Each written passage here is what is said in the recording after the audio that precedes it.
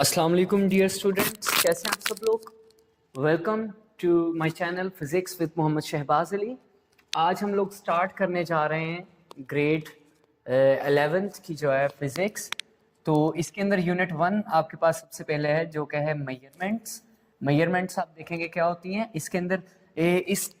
आज के इस लेक्चर के अंदर जो टॉपिक्स हम क्लियर करेंगे उनमें आपके पास आ जाएगा introduction to physics, physical quantities, estimations of physical quantities and derived units in terms of base quantities।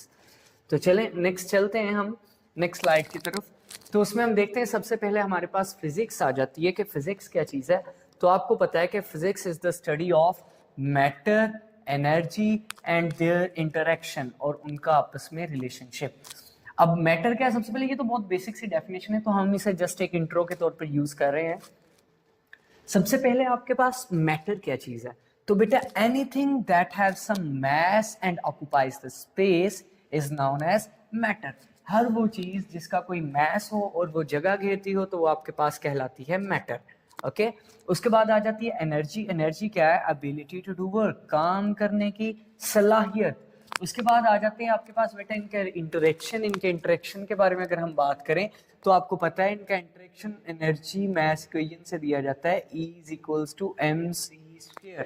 तो ये आपके पास वो इक्वेशन है जिसे हम आइंस्टाइन्स मास एनर्जी इक्वेशन बोलते हैं और इसकी मदद से आप एनर्जी और मास के दरमियान रिलेशन देख सकते हैं। यहाँ पे E एनर्जी के लिए है जबकि M मास के लिए है और C यहाँ पे स्पीड ऑफ लाइट है, जो कि आपको पता है स्पीड ऑफ लाइट कितनी होती है, दैट इज 3 × 10⁸ मीटर्स पर सेकेंड।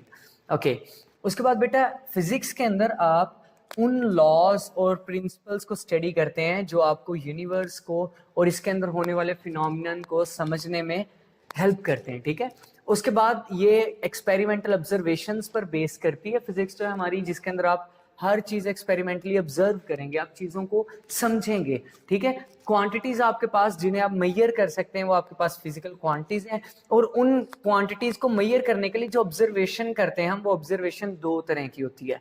वो ऑब्जर्वेशन कितनी तरह की है? दो तरह की है।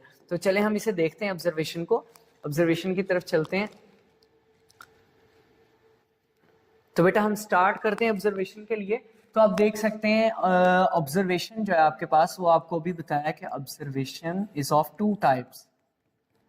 ऑब्जर्वेशन दो तरह की है। ओके तो कौन कौन सी टाइप्स हैं ऑब्जर्वेशन की? ऑब्जर्वेशन के अंदर जो फर्स्ट टाइप है that is qualitative observation and second one is quantitative observation. Quantitative observation. What is qualitative and what is quantitative? Qualitative observation वो observation है जिसके अंदर आप अपनी 5 senses को use करते हैं। You are using your 5 senses to observe the things, that is qualitative observation, जिसके अंदर आप 5 senses से आप किस चीज का texture, आप किस चीज का color, आप किस चीज का size, अब किस चीज का टेक्सचर, इन चीजों को आप ऑब्जर्व कर सकते हैं। और ये चीजें जो है ये आपके पास जो क्वालिटेटिव मेजरमेंट होती है इसे आप नंबर्स के साथ एसोसिएट नहीं कर सकते, नंबर्स में नहीं लिख सकते कि कलर कितने नंबर, मतलब ये आपके पास कलर, साइज, टेक्सचर ये नंबर्स में नहीं। ठीक है, ये आपके पास क्वालिटी है उनकी। जबकि क्वांटिटेटिव मेजरमेंट जो होती है आपके पास, इसे आप ये एसोसिएट करते हैं विद नंबर्स, यानी इसके अंदर आप नंबर्स के अंदर किसी चीज को मेजर कर सकते हैं ऑब्जर्व करके। ठीक है, आप जैसे आप चेक कर सकते हैं किस चीज का मास कितना, वो उसकी क्वांटिटेटिव मेजरमेंट होगी। ठीक है, टाइम को आप मेजर कर सकेंगे, वो उसकी क्वांटिटेटिव मेजरमेंट होगी। तो ये चीजें आपके पास ऑब्जर्वेशंस की जो टाइप्स आ गई हैं। ठीक है, इसके अंदर आप देख सकते हैं क्वांटिटेटिव ऑब्जर्वेशन और क्वालिटेटिव ऑब्जर्वेशन। तो बताया गया है कि जो क्वालिटेटिव ऑब्जर्वेशन है ये आपके पास ऐसी है जिसके अंदर 5 सेंसेस यूज होती हैं, लेकिन इसके अंदर नंबर्स यूज नहीं होते। जैसे मैंने आपको बताया, आप कलर की बात कर सकते हैं, ठीक है, आप साइजेस की बात कर सकते हैं, आप टेक्सचर की बात कर सकते हैं। तो ये सारी चीजें जो है ये आपके पास क्वालिटेटिव ऑब्जर्वेशंस होंगी। जबकि क्वांटिटेटिव ऑब्जर्वेशंस जो होती हैं उनके अंदर आपके पास नंबर्स और मेजरमेंट्स होती हैं, जो मेजरमेंट्स आप करते हैं। ठीक है, तो ये बेटा आपके पास बन जाती है इन दोनों ऑब्जर्वेशंस की टाइप्स के ऊपर थोड़ी सी क्या नाम है उसका एक्सप्लेनेशन। उसके बाद आ जाते हैं बेटा एस्टिमेशंस फॉर मेजरमेंट। ये बहुत इंपॉर्टेंट टॉपिक है आपके पास, एस्टिमेशंस ऑफ मेजरमेंट जो है इट्स वेरी इंपॉर्टेंट टॉपिक। यानी ये जो एस्टिमेशन ऑफ मेजरमेंट्स ये किस हवाले से क्या नाम है उसका इंपॉर्टेंट है वो आप देख सकते हैं कि जो मेजरमेंट होती है ना, एक्चुअली मेजरमेंट को आप ऐसे समझ लें कि मेजरमेंट जो होती है वो आपके पास होती है कोई एग्जैक्ट किसी चीज को आप नंबर्स में अगर लिखना चाहते हैं, आप किसी चीज को अगर नंबर्स में लिखना चाहते हैं ना, तो बेटा वो आपके पास कहलाती है क्वांटिटेटिव मेजरमेंट। ठीक है, तो मेजरमेंट्स क्या होती है? मेजरमेंट्स भी एक्चुअली यही होती हैं जिनके अंदर आप क्या करते हैं, यानी मेजरमेंट्स के अंदर आप किसी भी चीज को इस तरह से पैमाइश करते हैं कि आप उसे नंबर्स के अंदर लिख सकें, और वो आप थ्रू किसी इंस्ट्रूमेंट, यानी आप किसी इंस्ट्रूमेंट की मदद से, मेजरमेंट को आप ऐसे कह सकते हैं, ठीक है, किसी by using an instrument, by using an instrument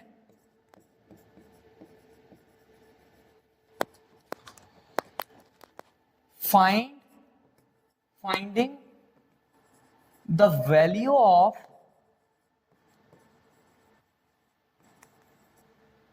a physical quantity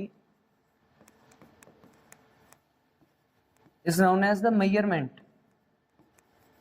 यानी जो मेजरमेंट है आपके पास बेटा, वो किसी इंस्ट्रूमेंट को यूज करते हुए, किसी सेंस को यूज करते हुए आप फिजिकल क्वांटिटी को क्या करते हैं, मेजर करते हैं उसके अंदर। ठीक है, आप फिजिकल क्वांटिटीज को क्या करते हैं, आप मेजर करते हैं उसके अंदर। ठीक है, तो वो आपके पास कहलाती है मेजरमेंट्स। ठीक है, अब हम लोग ये देखने लगे थे कि हमारे पास जो एस्टिमेशन है वो क्या चीज है, यानी एस्टिमेशन क्या चीज होती है। मेजरमेंट के बारे में तो हमने देख लिया कि मेजरमेंट जो होती है वो एक एग्जैक्ट, यानी नंबर्स के अंदर, जैसे आपसे पूछ लिया जाए भी ये शुगर है, ये कितना मैस इसका, आप कह देंगे जी ये 5 kg है। आपने कैसे मेजर किया, यानी ये 5 kg आपको कैसे पता चला, तो आपने बेटा ये किस तरह से चेक किया, आपने चेक किया थ्रू एन इलेक्ट्रॉनिक बैलेंस। आपने एक इलेक्ट्रॉनिक बैलेंस को यूज करते हुए आपने उसकी पैमाइश की, उसके मैस की। ठीक है, तो ये आपके पास एक्चुअली आपने मेजरमेंट की है।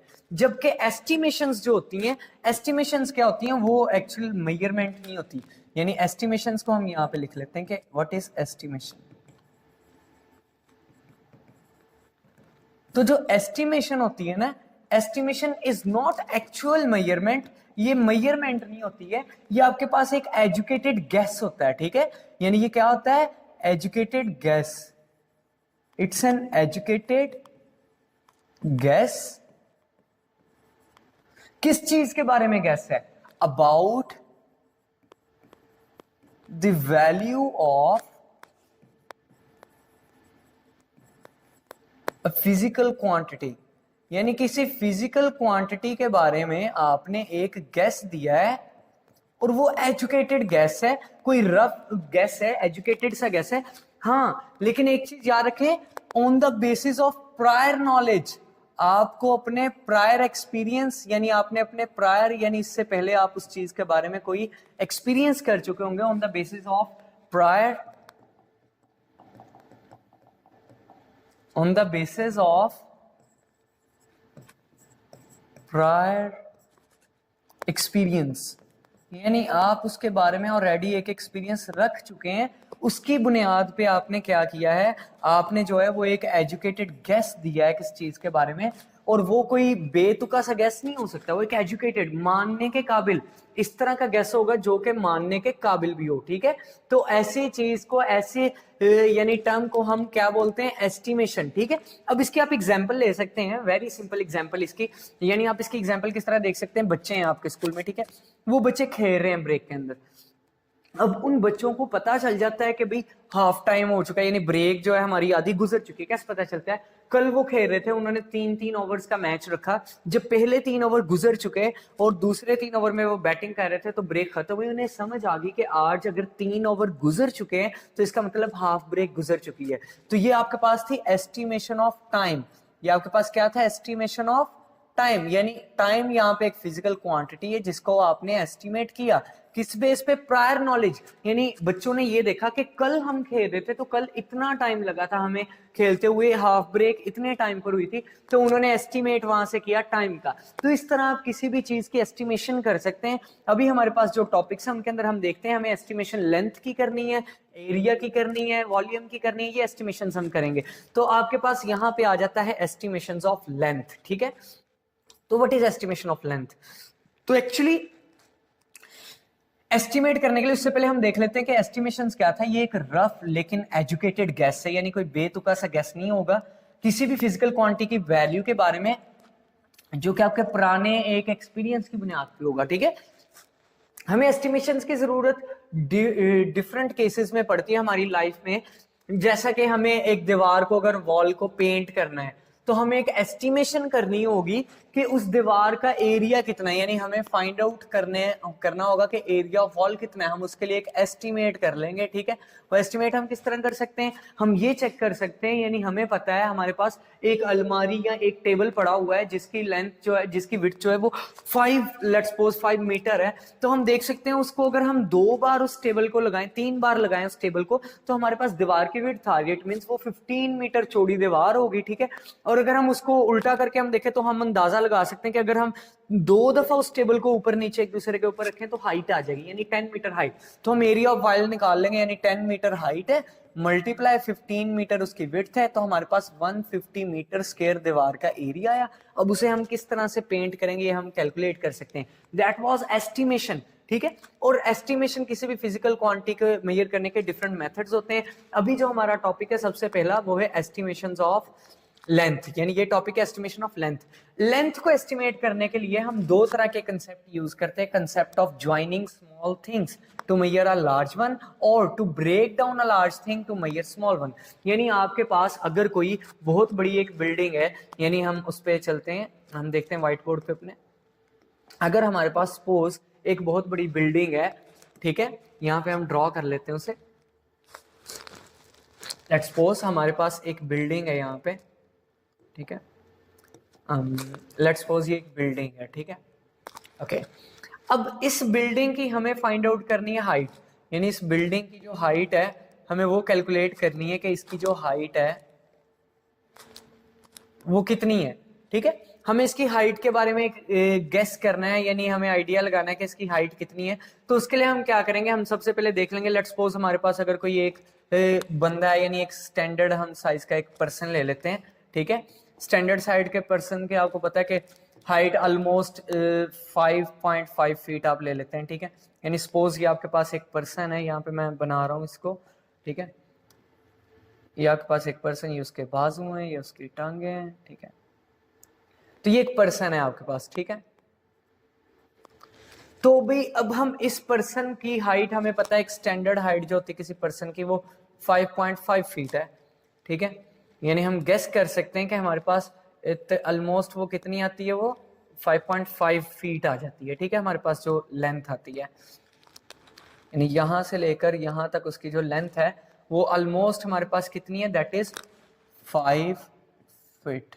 लेट्स सपोज अब आपको पता है इस पर्सन के ऊपर अगर इसी तरह का एक और पर्सन बना दिया जाए, यानी उतनी ही हाइट अगर फिर ऊपर लगा दी जाए, यहां से यहां तक वही बंदा दोबारा बना दिया जाए, खड़ा कर दिया जाए, तो वो पूरा इसकी हाइट के इक्वल आ जाएगा, ठीक है।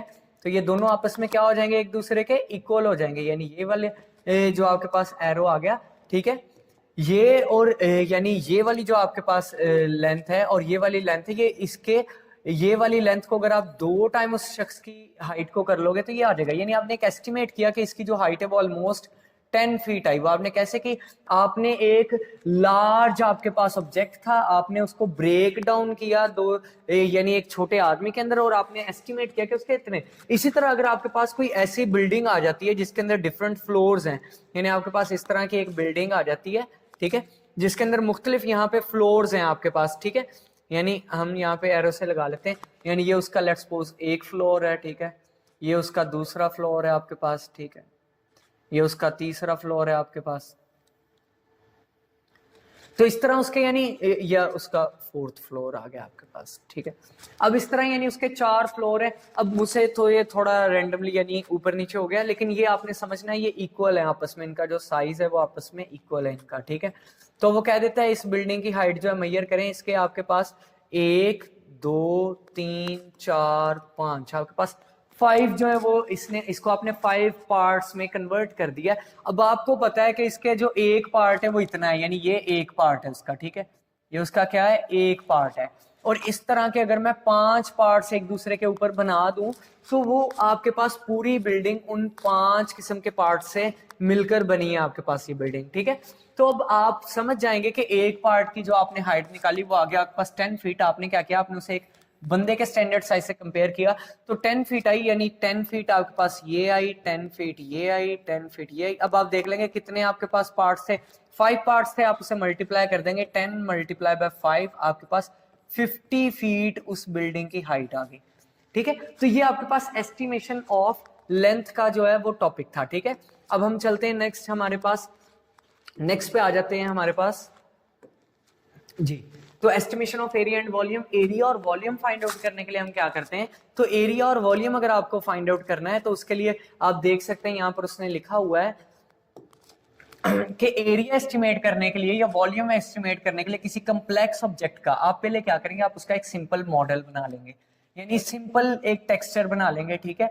और फिर यानी अगर वो कम्प्लेक्स है, अगर तो वो पहले ही सिंपल है तो उसकी आपने सिर्फ लीनियर डायमेंशंस के मेजर करने, फिर आप उसकी लीनियर डायमेंशन में आप लेंथ या रेडियस आप कैलकुलेट कर लेंगे, ठीक है। और उसके बाद आप उस पर फॉर्मूला अप्लाई कर देंगे, आपके पास एरिया आ जाएगा। जैसे कि लेट्स सपोज हम एग्जांपल ले लेते हैं, हमारे पास हम यहाँ पे एग्जांपल ले लेते हैं। ये देखें हमारे पास लेट्स सपोज एक सर्कल है, ठीक है। एक हमारे पास क्या है, हमारे पास एक सर्कल है, ठीक है। यहाँ पे हम एक सर्कल ड्रॉ कर लेते हैं। ये एक सर्कल है हमारे पास, ठीक है, ये एक सर्कल है। अब मुझे इसका अगर एरिया मेजर करना है तो मैं क्या करूंगा, मैं पहले एक एस्टिमेट लूंगा इसके रेडियस का, यानी इसका जो सेंटर से लेकर यहाँ तक का डिस्टेंस है, इसका रेडियस, मैं उसकी एक कैलकुलेशन लूंगा। मेरे पास रेडियस अगर निकल आता है, मुझे पता चल जाता है कि जी रेडियस इसका 2 मीटर्स है। तो अब मेरे पास यानी लीनियर, एक्चुअली रेडियस जो है वो क्या है, वो आपके पास लीनियर डायमेंशन है इसकी, ठीक है। ये मैंने कैसे किया, यानी सपोज आपके पास कोई ऑब्जेक्ट जो है वो इस तरह का था, यानी ये देख लें इस तरह का कोई ऑब्जेक्ट था आपके पास, ठीक है। आपने उस साइज का एक सर्कल ड्रॉ करना है। आपने क्या करना है, एक्चुअली आपने उस साइज का एक सर्कल ड्रॉ करना है आपने, ठीक है, यानी जिसके अंदर वो आपके पास फिट आ सके, ठीक है। यानी आपने क्या करना है, आपने इस साइज का एक, जैसे कि ये देखें, ये मैंने इस साइज का एक सर्कल ड्रॉ कर लिया, ठीक है। अब मैं चेक करूंगा कि इस सर्कल के अंदर जो है वो, इस सर्कल के अंदर इसका रेडियस कितना बनता है, तो इसका रेडियस सेंटर से लेकर यहाँ तक का रेडियस बनता है। अगर मुझे यानी मैंने इस ऑब्जेक्ट को एक सिंपल मॉडल के अंदर कन्वर्ट किया और मुझे पता चल गया कि इसकी जो रेडियस है वो 5 मीटर है, तो मुझे इसका एरिया कैलकुलेट करना था इस वाली शेप का, यानी इस वाली शेप का मुझे एरिया कैलकुलेट करना था। तो अब मुझे पता है कि एरिया ऑफ सर्कल का क्या फॉर्मूला होता है, एरिया ऑफ सर्कल जो होता है आपके पास वो इक्वल होता है पाई आर स्क्वायर, ठीक है। तो अब मैं यहाँ पे वैल्यूज पुट कर देता हूँ। पाई की वैल्यू आपको पता है 3.14 मल्टीप्लाई रेडियस मैंने जो है वो एस्टिमेशन से लिया, दैट इज 5। इनको मैं अगर मल्टीप्लाई कर दूंगा तो आपको पता है कि मेरे पास आ जाएगा 15.70, ठीक है। तो 15.70 मीटर स्क्वायर इस शेप का एरिया एस्टिमेटेडली होगा, ठीक है। यानी अप्रोक्सीमेटली आपके पास इस शेप का एरिया इतना ही, इससे कम होगा, क्योंकि हमने इसे एक सिंपल मॉडल शेप के अंदर हमने इसे कन्वर्ट कर लिया था, ठीक है। तो ये बेटा आपके पास जो है ये एक इसकी यानी समझ लें एस्टिमेशन हमने की एरिया की। इसी तरह अगर आपको इसी का वॉल्यूम निकालना होता तो आपको पता है कि आप इसी तरह वॉल्यूम का फॉर्मूला लगाते और आप वॉल्यूम कैलकुलेट कर लेते इसका, ठीक है। तो अभी हम लोग देखते हैं हमारे पास जो एरिया और वॉल्यूम वाली स्लाइड थी, ठीक है, उसके अंदर उसने क्या बताया, उसने बताया था ये आपके पास एरिया कैलकुलेट करने के लिए कि एरिया आप किस तरह कैलकुलेट कर सकते हैं, ठीक है। तो मैंने आपको पूरा मेथड करके दिखा दिया। अब हमारे पास आ गया estimation of mass from density and volume, यानी आपके पास किसी चीज की अगर डेंसिटी मौजूद है, डेंसिटी को बेटा रो से रिप्रेजेंट करते हैं, ये रो का साइन है, ठीक है, इसे हम डेंसिटी बोलते हैं, ये डेंसिटी का सिंबल है, ओके। तो रो और यानी आपके पास मैस जो है, बल्कि आप मैस एस्टिमेट करना चाहते हैं डेंसिटी और वॉल्यूम की मदद से, ठीक है। तो वो आप कैसे, वॉल्यूम मैंने आपको इस मेथड में बता दिया, एरिया और वॉल्यूम कैलकुलेट करने का तरीका। तो आप उसी शेप की मदद से वॉल्यूम मेजर कर सकते हैं, ठीक है। डेंसिटी आपको हमेशा स्टैंडर्ड दी होती है ऑब्जेक्ट की, उस पर डिपेंड करती है डेंसिटी, किसी भी ऑब्जेक्ट की प्रॉपर्टीज होती हैं, ठीक है, तो उसकी नेचर पर डिपेंड करती है ये। और वॉल्यूम आप पुराने मेथड से फाइंड आउट कर लेंगे। अब आपको पता है कि जो डेंसिटी होती है आपके पास, डेंसिटी का फॉर्मूला होता है density is equals to mass divided by volume, ठीक है। ये आपके पास फॉर्मूला होता है डेंसिटी का, ठीक है। तो डेंसिटी है रो, मास है m और वॉल्यूम है v। अब यहां से आप मास निकालना चाहते हैं तो मास को अगर आप इधर ही रहने दें तो ये डेंसिटी मल्टीप्लाई बाय वॉल्यूम आपके पास क्या बन जाएगा, मास आ जाएगा। तो इस तरीके से आप किसी भी चीज के मास की एस्टिमेशन कर सकते हैं। तो बेटा ये हमारा आज का टॉपिक था। तो इसके अंदर आपको अगर किसी किस्म की कोई कंफ्यूजन है तो बेटा आप मुझसे पूछ सकते हैं, कमेंट सेक्शन में पूछ सकते हैं। आप इस वीडियो को लाइक कीजिएगा, इस वीडियो को शेयर कीजिएगा और इस चैनल को सब्सक्राइब कीजिएगा ताकि आप लोगों को फर्स्ट ईयर के लेक्चर्स जो है वो इंशाल्लाह इसी तरतीब से मिलते रहें। ओके बेटा, अल्लाह हाफिज।